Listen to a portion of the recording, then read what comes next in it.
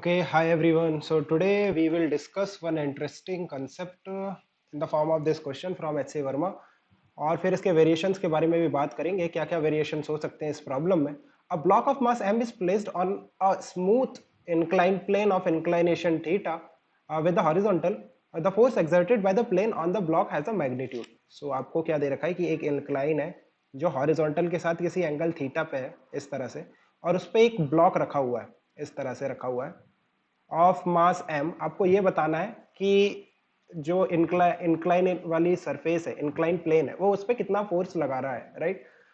So let's see. देखो M G will act on the block, right, because of gravity. और उसके अगर आप कंपोनेंट लोगे तो इस डायरेक्शन में एम जी कॉस थीटा होगा और इस डायरेक्शन में होगा एम जी साइन थीटा. और जनरली जो फोर्स लगाता है इंक्लाइन प्लेन वो दो फोर्स लगाता है, एक नॉर्मल फोर्स और एक फोर्स ऑफ फ्रिक्शन. ये दोनों फोर्स लगाते हैं, ठीक है. Normal perpendicular to the normal और जो फ्रिक्शन लगता है वो अलोंग द कॉमन टेंजेंट. जैसे ये डायरेक्शन है कॉमन टेंजेंट का, सो इस डायरेक्शन में फ्रिक्शन लगेगा. अब देखो इस डायरेक्शन में तो कोई मोशन नहीं हो रहा है, right. Perpendicular to the incline plane restriction है मोशन में. There is a restriction on motion, right. तो परपेंडिकुलर टू द प्लेन कोई मोशन नहीं हो सकता. सो इसका मतलब है कोई एक्सेलरेशन उस डायरेक्शन में नहीं आना चाहिए. इसका मतलब net force in that particular direction should be zero. So आप देखो एक नॉर्मल है और ऊपर की तरफ नॉर्मल है और नीचे की तरफ एम जी कॉस थीटा है. So normal will always be equal to m ji cos theta. ये तो हमेशा वैलिड होगा, ठीक है. अब बात कर लेते हैं फ्रिक्शन की. सो देखो आपको इस प्रॉब्लम में काफी आसान कर दिया है कि ये इसमें दे रखा है कि स्मूथ इंक्लाइन प्लेन है. अगर स्मूथ है तो फ्रिक्शन कितना होगा, जीरो. सो एक ही फोर्स लगेगा प्लेन के कारण, that is M G cos theta. So आपका आंसर तो बहुत आसानी से आ गया, M ji cos theta is the force. अगर फ्रिक्शन होता तो ये केस काफी इंटरेस्टिंग हो जाता, उसके बारे में बात करेंगे. बट इस केस में आपके जो प्लेन है वो एक ही फोर्स लगा रहा है, दैट इज नॉर्मल. उसका मैग्नीट्यूड एम जी कॉस थीटा है. और इस केस में क्या होगा कि इस फोर्स को कोई बैलेंस नहीं कर पाएगा, मतलब इसे कोई रोकेगा नहीं.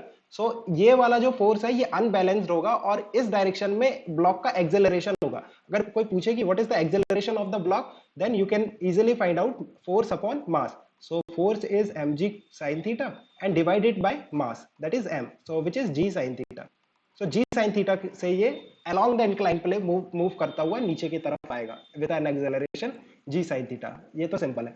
अब बात करते हैं कि जब फ्रिक्शन भी होता, अगर फ्रिक्शन होता तो ये प्रॉब्लम काफी इंटरेस्टिंग हो जाती.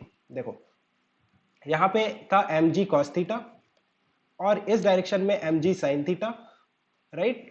और इस डायरेक्शन में नॉर्मल था और इस डायरेक्शन में आपके पास फ्रिक्शन था. और फ्रिक्शन कितना होता है, N into mu, right. Normal into whatever is the value of mu. और नॉर्मल हमेशा किसके बराबर होगा, एम जी कॉस थीटा के, राइट. सो एम जी कॉस थीटा इंटू म्यू. ये देखो अभी मैं ये लिखना नहीं चाहता, let me just write friction only. ये इसके बराबर होगा या नहीं वो हमें देखना है.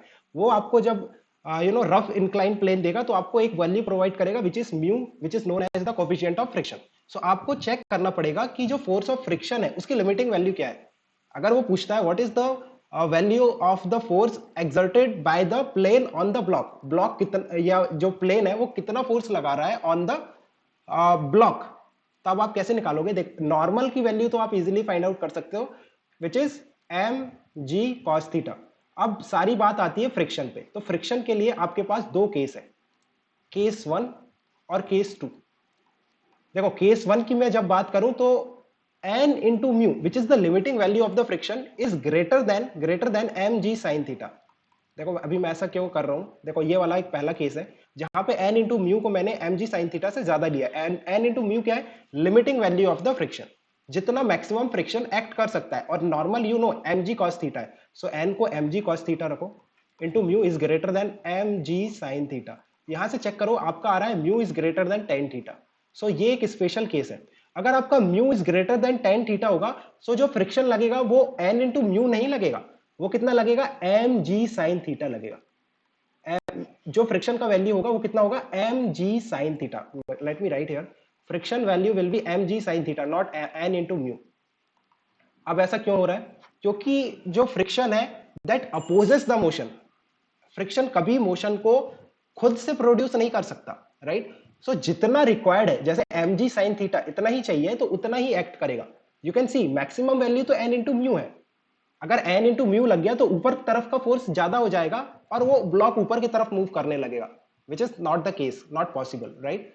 सो इस केस में अगर पूछेगी what is the value of the net force, तो normal normal square plus force of friction का स्क्वायर का root. So you can check कितना आ रहा है, नॉर्मल आ रहा है एम जी साइन थीटा का square, so M square G square sine square theta plus friction कितना आ रहा है M square G square cos square theta, right. और sorry sorry sorry, check it, normal कितना आ रहा है, नॉर्मल आ रहा है M G cos theta M square G square cos square theta plus friction आ रहा है M square G square sine square theta, right. So यहां पे चेक करो एम जी, सो जो नेट फोर्स इंक्लाइन प्लेन लगाएगा on this block that will be equal to m ji, right. और इस केस में what will be the acceleration of the block, zero, right. Block कोई acceleration नहीं होगा क्योंकि net force perpendicular to the incline भी zero होगा और अलोंग द इंक्लाइन भी जीरो होगा। फाइन, अब हम सेकंड केस की तरफ चलते हैं। सेकंड केस है आपका, सेकंड केस है, let me draw the body F B D again, m ji cos theta और ऊपर की तरफ नॉर्मल, इस डायरेक्शन में एम जी साइन थीटा और इस डायरेक्शन में फोर्स ऑफ फ्रिक्शन। अब सेकंड केस है कि आपका जो एम जी एन इंटू म्यू है that is greater less than, पहले हमने ग्रेटर लिया था, less than M G sine theta, right. So यहाँ एन का वैल्यू एम जी कॉस थीटा पुट करोगे, वो हमेशा एन का वैल्यू हमेशा एम जी कॉस थीटा ही होगा, into mu is less than M G sine theta. सो यहाँ पे चेक करो mu is less than tan theta आ रहा है। So mu is less than tan theta में आपका जो फोर्स ऑफ फ्रिक्शन होगा वो कितना होगा, एन इंटू म्यू। वो क्यों होगा, क्योंकि मैक्सिमम जो रिक्वायर्ड है to stop the relative motion is M G sine theta, right. But वो फ्रिक्शन के लिमिटिंग वैल्यू से कम है, तो फ्रिक्शन अपना मैक्सिमम ट्राई करेगा टू अपोज द मोशन, जितना वो प्रोवाइड कर सकता है फोर्स ऑफ फ्रिक्शन उतना प्रोवाइड कर देगा। So in this case what will be the value of force of friction, that is maximum value of the force of friction which is N into mu, limiting value. So अगर इस case में कोई पूछे what is the force that is being exerted by the plane, inclined plane on the block, so आप क्या कहोगे, n square plus F R square, friction का square, right. n तो हो गया m square G square cos square theta plus friction का square, friction is n mu और n कितना है m square G square cos square theta into mu square और इसका रूट।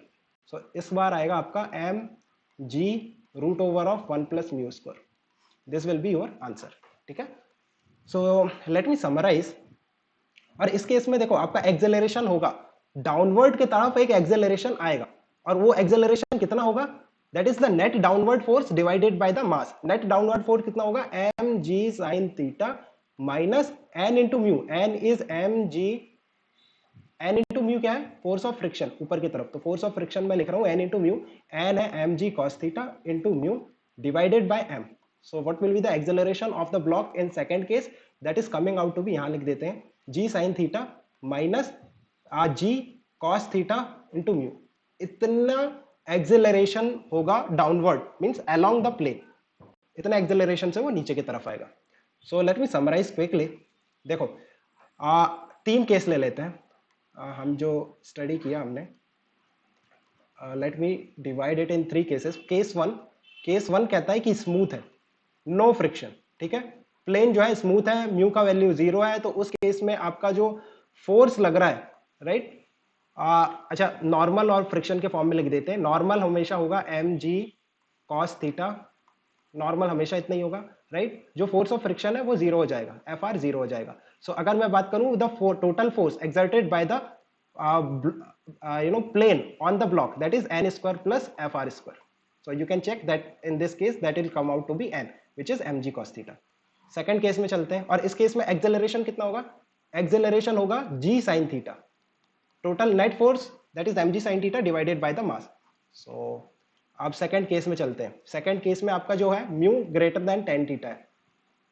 अच्छा इस सेकंड वाला केस हम लेते हैं, mu is less than tan theta लेते हैं, ठीक है। सो उस केस में क्या होगा, आपका जो n था वो तो हमेशा mg cos थीटा के बराबर ही आ रहा था। fr कितना आ रहा था, force of friction, that was coming out to be mg cos theta into mu, right. और जो f आ रहा था वो कैसे निकालोगे, n square plus F R square. देखो दोनों वैल्यूज हैं तो दोनों को सब्सटीट्यूट करोगे तो आपका आ जाएगा mg cos theta root over of 1 plus mu square, ठीक है। और एक्सेलरेशन डाउनवर्ड आ रहा था, हाँ आ रहा था, कितना आ रहा था, g sin theta minus mu G cos theta, right, check करके देखना यही आ रहा था। ओके, अब थर्ड केस है mu is greater than tan theta. So उस केस में नॉर्मल तो हमेशा बराबर ही आ रहा है M G cos theta. Force of friction कितना आ रहा था उस केस में? इस केस में आ रहा था आपका एम जी साइन थीटा के बराबर आ रहा था, राइट, जितना चाहिए उतना मिल जा रहा था when mu is greater than tan theta. और एफ कितना आ रहा है? Again root over of N square plus F R square, so दोनों का वैल्यू है, सब्सटीट्यूट कर देना, और that should come out to be M G. ठीक है, एम जी के बराबर आ जाएगा, और एक्सेलरेशन इस केस में जीरो आ रहा है। सो देखो तीनों केस हमने समराइज कर लिया है, right. So I hope you have understood what I want to convey. Fine, if you have any confusion in what we have discussed और कुछ डाउट है तो you can ask me in the telegram group. You will get the link in the description. Keep working hard and best of luck for your exam, guys. Best of luck.